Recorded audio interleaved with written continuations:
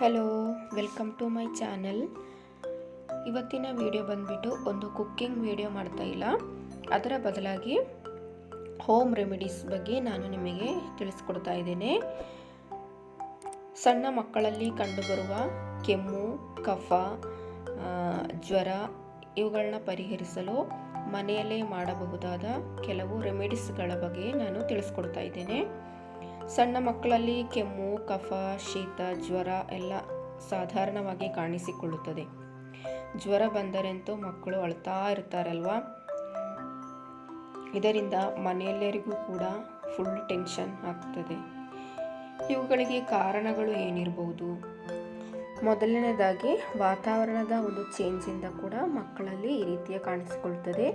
ಎರಡನೇದಾಗಿ ಮನೆಯಲ್ಲೇ ಈಗ ಶೀತ ಕೆಮ್ಮು ಇರುವವರು ಮಕ್ಕಳನ್ನ ಎತ್ಕೊಂಡ್ರೆ, ಮುದ್ದು ಮಾಡಿಕೊಂಡ್ರೆ ಅವರಿಗೂ ಕೂಡ ಇದು ಹರಡುತ್ತದೆ. ಆಮೇಲೆ ಬರುವಂಥದ್ದು ನೀರಿನ ಬೇರೆ ಬೇರೆ ಬಳಕೆಯಿಂದ ಕೂಡ ಮಕ್ಕಳಲ್ಲಿ ಈ ರೀತಿ ಕಾಣಿಸಿಕೊಳ್ಳುತ್ತದೆ. ಹಾಗಾದರೆ ನಾನಿಲ್ಲಿ ಕೆಲವೊಂದು ಹೋಮ್ ರೆಮಿಡೀಸ್ ಬಗ್ಗೆ ನಿಮಗೆ ತಿಳಿಸಿಕೊಡ್ತಾ ಇದ್ದೇನೆ. ಮೊದಲನೇದಾಗಿ ಬ್ರೆಸ್ಟ್ ಫೀಡಿಂಗ್ ಅಂದರೆ ಪುಟ್ಟ ಮಕ್ಕಳಲ್ಲಿ ಎದುರಾಗುವ ಹಲವಾರು ಆರೋಗ್ಯ ಸಮಸ್ಯೆಗಳನ್ನು ಇಲ್ಲವಾಗಿಸುವ ರೋಗ ನಿರೋಧಕ ಶಕ್ತಿ ಈ ಹಾಲಿನಲ್ಲಿದೆ. ಮಗುವಿಗೆ ಬೇಕಾಗುವ ಪೌಷ್ಟಿಕಾಂಶ ಮತ್ತು ಕಾರ್ಬೋಹೈಡ್ರೇಟುಗಳು ತಾಯಿಯ ಎದೆ ಹಾಲಿನಲ್ಲಿ ಇರುತ್ತದೆ. ಎದೆ ಹಾಲಿನಿಂದ ಮಗುವಿನ ದೇಹದಲ್ಲಿ ಆಗುವ ಉಷ್ಣತೆಯನ್ನು ಕೂಡ ಸಮತೋಲನ ಮಾಡುತ್ತದೆ. ಆದ್ದರಿಂದ ಮಕ್ಕಳಿಗೆ 2 ಗಂಟೆಗಳಿಗೆ ಒಂದ್ಸಲಾದರೂ ಫೀಡಿಂಗ್ ಮಾಡ್ತಾನೆ ಇರಬೇಕು. ಇನ್ನೊಂದು ಹೋಮ್ ರೆಮಿಡಿ ಬಂದು ದೊಡ್ಡ ಪತ್ರೆ ಗಿಡ.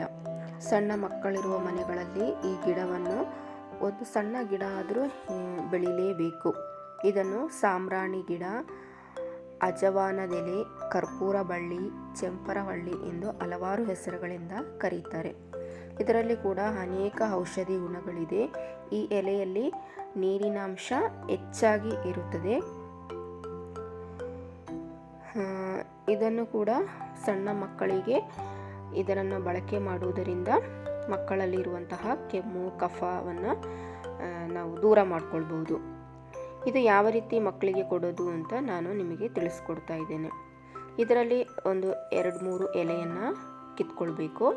ಆಮೇಲೆ ಅದನ್ನು ನೀರಿನ ಮೇಲೆ ಇಟ್ಟು ಬಾಡಿಸಬೇಕು. ನಾನಿಲ್ಲೀಗ ಕುಡಿಲಿಕ್ಕೆ ನೀರಿಟ್ಟಿದ್ದೇನೆ. ಅದರ ಬಿಸಿ ಬರುತ್ತಲ್ವಾ, ಈ ಆವಿಯಲ್ಲಿ ಆ ಗಿಡದ ಎಲೆಯನ್ನು ನಾನು ಬಾಡಿಸಿಕೊಳ್ತಾ ಇದ್ದೇನೆ. ಆಮೇಲೆ ನೋಡಿ, ನೀರು ಕುದೀತಾ ಇದೆ.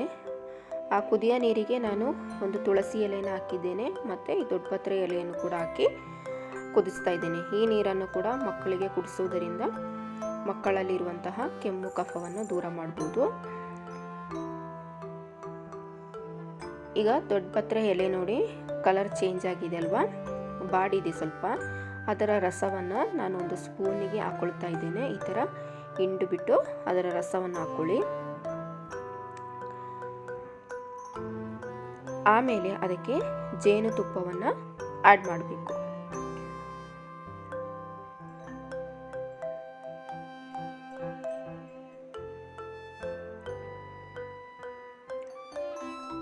ಇದು ನಮ್ಮ ಮನೆಯಲ್ಲಿ ಪ್ಯೂರ್ ಜೇನು ತುಪ್ಪ, ನಾವು ಅಂಗಡಿಯಿಂದ ಏನು ತಗೊಂಡಿಲ್ಲ. ಆನಂತರ ಅದನ್ನು ಈ ಥರ ಚೆನ್ನಾಗಿ ಮಿಕ್ಸ್ ಮಾಡಿಕೊಂಡು ಮಕ್ಕಳಿಗೆ ಕುಡಿಸ್ಬೇಕು.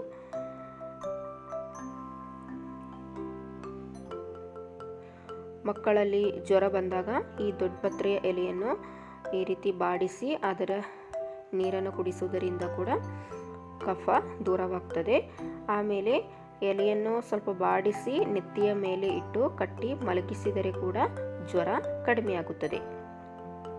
ಆಮೇಲೆ ಬಂದು ಈ ರೀತಿ ನಾನು ಆವಾಗಲೇ ಹೇಳಿದಲ್ವ, ತುಳಸಿ ನೀರಿಗೆ 2-3 ಎಲೆ ತುಳಸಿ ಎಲೆಯನ್ನು ಹಾಕ್ಕೊಂಡು ಕುದಿಸಿ ಆ ನೀರನ್ನು ಕುಡಿಸುವುದರಿಂದ ಕೂಡ ಮಕ್ಕಳಲ್ಲಿ ಜ್ವರ, ಕೆಮ್ಮುವನ್ನು ದೂರ ಮಾಡ್ಕೊಳ್ಬೋದು. ಇನ್ನೊಂದು ರೆಮಿಡೀಸ್ ಬಂದು ಅರಿಶಿನ ಹುಡಿ, ಜೇನು, ಪೆಪ್ಪರನ್ನು ಮಿಕ್ಸ್ ಮಾಡಿ ಮಕ್ಕಳಿಗೆ ತಿನ್ನಿಸೋದರಿಂದ ಕೂಡ ಮಕ್ಕಳಲ್ಲಿ ಬರುವ ಕಫ, ಕೆಮ್ಮು ಇವುಗಳನ್ನು ಕೂಡ ದೂರ ಮಾಡ್ಕೊಳ್ಬೋದು. ಅದು ಜೇನುತುಪ್ಪದಲ್ಲಿ ಆಂಟಿ ಬ್ಯಾಕ್ಟೀರಿಯಲ್ ಗುಣಲಕ್ಷಣಗಳು ಸಾಕಷ್ಟಿರುತ್ತದೆ.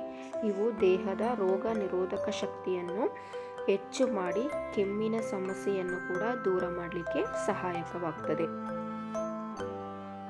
ಇನ್ನು ಮಾಡಬೇಕಾಗಿದ್ದು ಬೇಬಿ ರಬ್ ಬರುತ್ತಲ್ವ, ವಿಕ್ಸದು, ಅದನ್ನು ತಗೊಂಡು ಮಗುವಿಗೆ ಎದೆಯ ಭಾಗದಲ್ಲಿ ಚೆನ್ನಾಗಿ ಮಸಾಜ್ ಮಾಡಿ ಕೊಡಬೇಕು.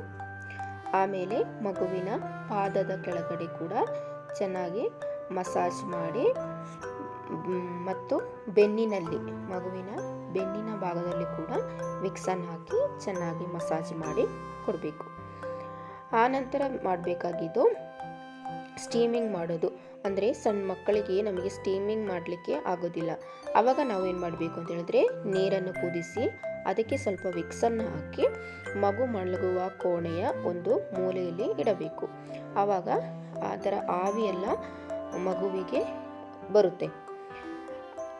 ಇಲ್ಲದಿದ್ದಲ್ಲಿ ನಾವು ಮಗುವನ್ನು ನಮ್ಮ ಮಡಿಯ ಮೇಲೆ ಕೂರಿಸ್ಕೊಂಡು ಅದರ ಆವಿ ಮಗುವಿನ ಮುಖಕ್ಕೆ ಬರುವ ಹಾಗೆ ನಾವು ಕೂತ್ಕೊಳ್ಬೇಕು. ಈ ರೆಮಿಡೀಸ್ಗಳೆಲ್ಲ 1 ದಿನ 2 ದಿನ ನೀವು ಪ್ರಯೋಗ ಮಾಡಬೇಕು. ಕಡಿಮೆಯಾಗದಿದ್ದ ಪಕ್ಷದಲ್ಲಿ ನೀವು ಮಗುವನ್ನು ಕರ್ಕೊಂಡೋಗಿ ಡಾಕ್ಟರ್ ಹತ್ರ ಸಲಹೆಯನ್ನು, ಸಂಪರ್ಕವನ್ನು ಪಡೆಯಲೇಬೇಕು. ಈ ವಿಡಿಯೋ ನಿಮಗೆ ಇಷ್ಟ ಆಗಿದ್ದರೆ ವಿಡಿಯೋಗೆ ಒಂದು ಲೈಕ್ ಕೊಡಿ. Thank you.